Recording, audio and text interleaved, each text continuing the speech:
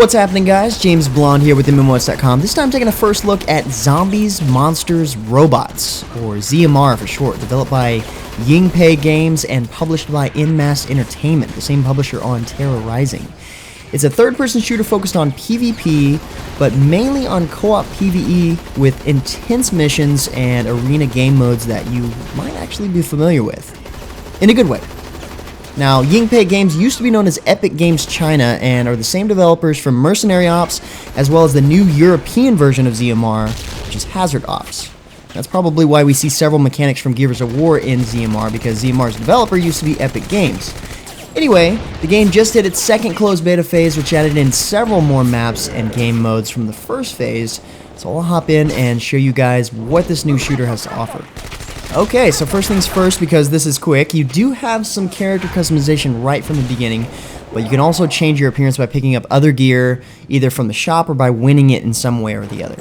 Otherwise, you can choose male or female, and a couple of different options for the hair and starting gear. But you can only create one character at a time. Now, like millions of other shooters, and games in general for that matter, it puts you through a tutorial which is redundant, but it's useful for showing you what you can actually do in the game. Like the controls, for example, are set up slightly different than other third-person shooters, mainly in that you hold down spacebar to run versus holding down shift. And you double tap spacebar to roll, and you single tap it to go into cover. So, one key, many functions. So I decided to switch that up a little bit. I put it on shift, and you can change the key bindings if you like to. Everything else seemed to be okay. Well, the sniper rifle zoom in the game is a little bit different. You right click to use the iron sights, but from there you have to center click in order to use the scope, which is a bit strange, but then again, after playing with it a little bit, I started to feel okay with it. The behind the cover mechanics actually work exactly like Gears of War, which is great, and I think the game feels really nice with this mechanic. Once you get behind something, you have several different options as you move around. You can move side to side, of course, you can aim and fire, or you don't have to aim and fire, and you can jump over some of the shorter objects or through windows. The reload mechanic is also taken from Gears, which I'm perfectly fine with as well. If you're not familiar, when you reload, you see a white bar in the middle of your screen and a vertical line traveling through it. If you can hit R again in the small little segment, wherever it may be, in the line, you can get damage bonus to your rounds that last for a couple of seconds. Plus, you get to reload quicker, which is nice. So you start to get used to it. If you miss it, then you get a nasty gun jam that takes forever, and you probably will get eaten. So if you're used to Gears of War, the tutorial may be useless to you. Otherwise, it helps with the controls. Oh, and gamepad functionality doesn't completely work in the game just yet, but it is something they plan on adding in. Now, at first, the menu for the game gets a little overwhelming. The lobbies are split between PvP and co-op PvE. So let's start with the PvE, which usually in shooters that lean a little bit more towards PvP, the PvE missions kind of suck. But I would say in this game, it's pretty fairly balanced between the two. So as far as the PvE game modes go, currently in the game there are 6. 7 if you count Nightmare difficulty, which is something that you have to have a Nightmare ticket to access, as well as having completed or unlocked Advanced and Expert difficulties.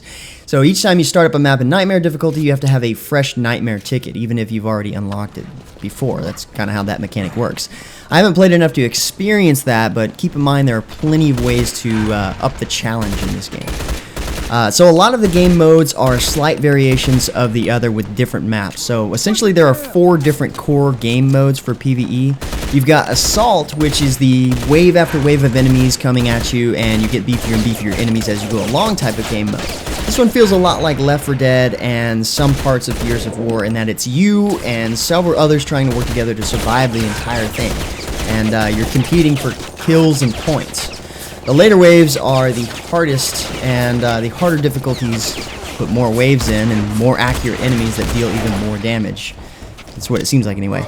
The cool thing is that the enemies in each wave drop the weapons that they have. So you can pick up anything from nice sniper rifles and P90s to flamethrowers, miniguns, and rocket launchers. In this game, the flamethrower, it's pretty OP. Next up, you have the Massive Assault, and the only difference here is that the regular Assault supports up to 5 players, where the Massive Assault holds up to 8 players, and the maps can be a little larger for this one, and a little bit more open with less places to hide, so it makes it a little bit more difficult. Now, this particular map has an interesting element to it that makes it that much more challenging. You'll immediately notice the dust storm that's going on that not only makes it hard to see past about 15 feet, but the wind actually works against you when you run, so you're kind of staggering a little bit. You have to fight it. So it's really cool to see a mechanic like that in this type of game. Now, scoring is the same here. You're competing for kills and points, and just like any game mode, you get points for teammate revives, headshots, which you get, for some reason, get tons of in this game. It's really easy to get headshots. Double kills, which are a little bit hard to come by, unless, of course, this happens.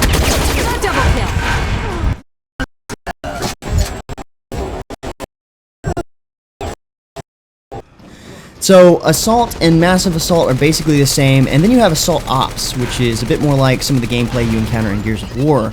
It's more of a linear path, campaign mode with a crap ton of enemies coming from in front of you, as well as behind you and out of the walls and everything else.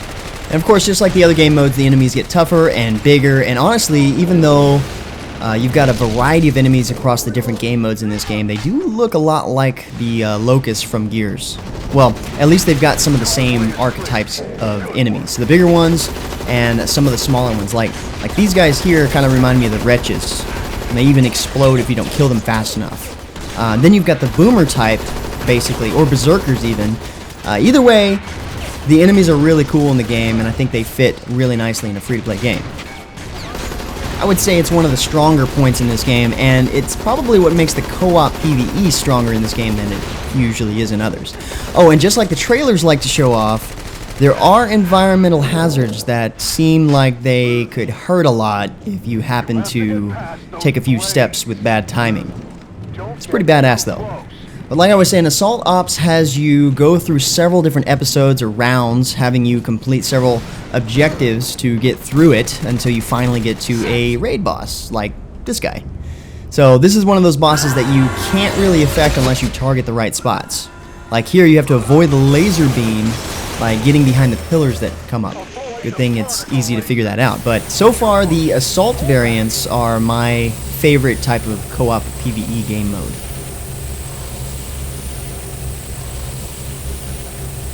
Then you have Kill Everything and Kill Everything 2 as game modes, and these are set up just like the Call of Duty Zombie mode, where you have to, just like Assault, fend off an onslaught of zombies, monsters, and robots, of course, coming after you, and you have the option to repair the entryways and windows that the enemies come through in order to slow them down a little bit. And, of course, repairing broken doors or windows grant you points, and you can use those points to pick up ammo crates, different weapons, unlock different areas of the map to get you further, and it also activates various traps for the monsters, which I didn't actually get to do, but seems pretty cool in thought.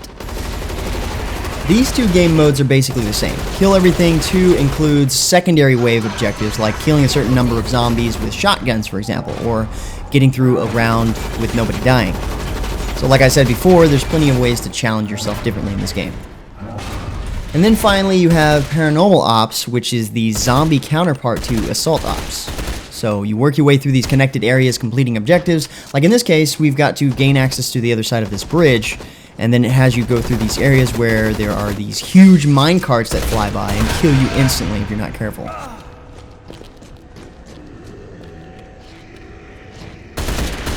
Or you might run into these pillar things, and if you're not careful, ooh, that happens.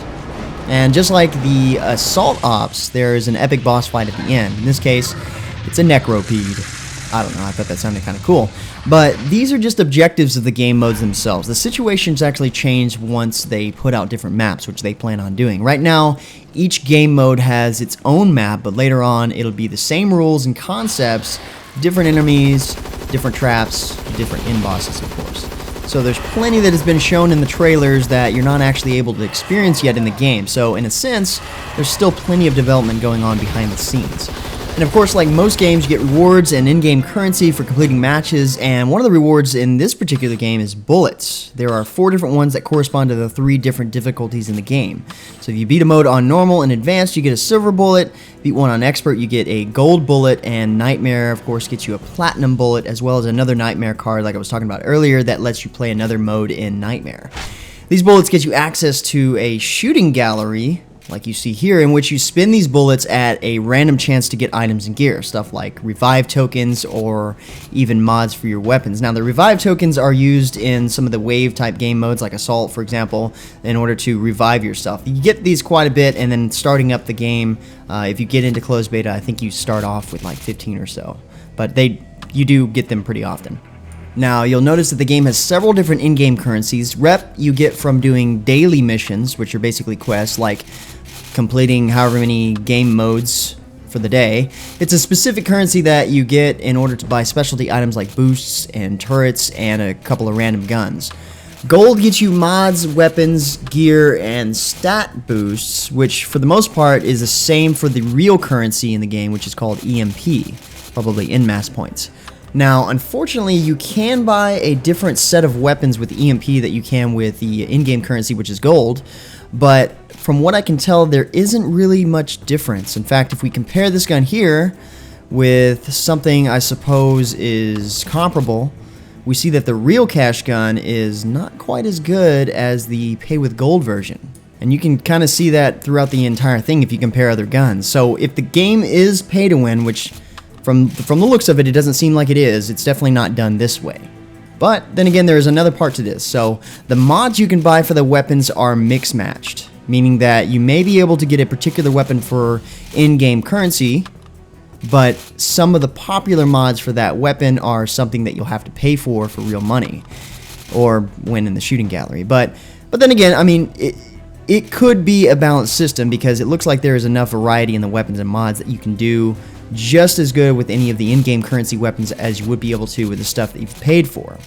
And with everything, you can select how long you want the item. Of course, when you pay real money, the lowest tier is 7 days, whereas with the gold, you're looking at 3 days. And no option to own it permanently if you pay for gold. But for a free-to-play game, I guess that's basically how they have to structure things. The good thing is, it doesn't really take that long to rack up a lot of gold in this game. You can do missions, you can just do game modes, have fun, and you gain it pretty quickly. As far as PvP in the game goes, this is where we see more of the typical approach to the shooter genre. The game modes are very standard. You've got Team Deathmatch, Free-for-All, Single Elimination, King of the Hill, and Demolition. All stuff we've seen before. And of course, you can customize the matches up a little bit, and each game mode lists the maps available, and there are currently 6 maps available. The cool thing here is that, like I was talking about earlier, some of the maps may have environmental hazards that play a part, like in Area 51, for example, the dust storms.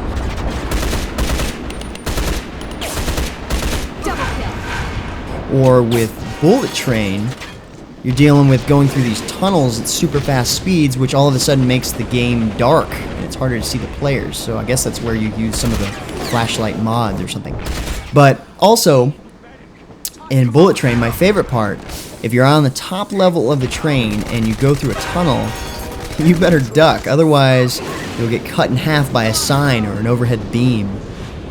It's pretty badass, actually. So the map design is really nice in the game, and I think they're thought out decently. Some favor some type of weapons more than others. You can probably guess what to use in this map. It's called Headshot Hotel, and you've got nowhere to hide. And so yeah, that's pretty much the gist of ZMR as it stands right now. I really like how it brings in game modes that we're familiar with and that are really popular with some of the AAA titles like Gears of War, Left 4 Dead, and Call of Duty the Zombie mode. And then it puts them into one game, and it makes the game focus a little bit more on the co-op element rather than putting all of its effort into the PvP, which is still also not bad in this case. It's still there for people who really like that aspect. And the nice part is there are still plenty more modes, maps, and bosses to add in. I myself wouldn't mind seeing a game mode that involves both PvP and PvE. It could be like a free-for-all going on in the middle of a sporadic zombie waves. That ought to keep the campers from camping. Anyway guys, it's an impressive game, it's worth checking out. Like I said, it's in closed beta right now. It's fairly easy to get into, and if you do get a key, they send you a couple more keys to get your buddies in as well. Thanks for watching, guys. If you're looking for more information about zombies, monsters, robots, or hazard ops for that matter, head over to the game profiles at MMOHuts.com. And until next time, guys, that's going to be it for me. I'm James Blonde. See you out there, gamers.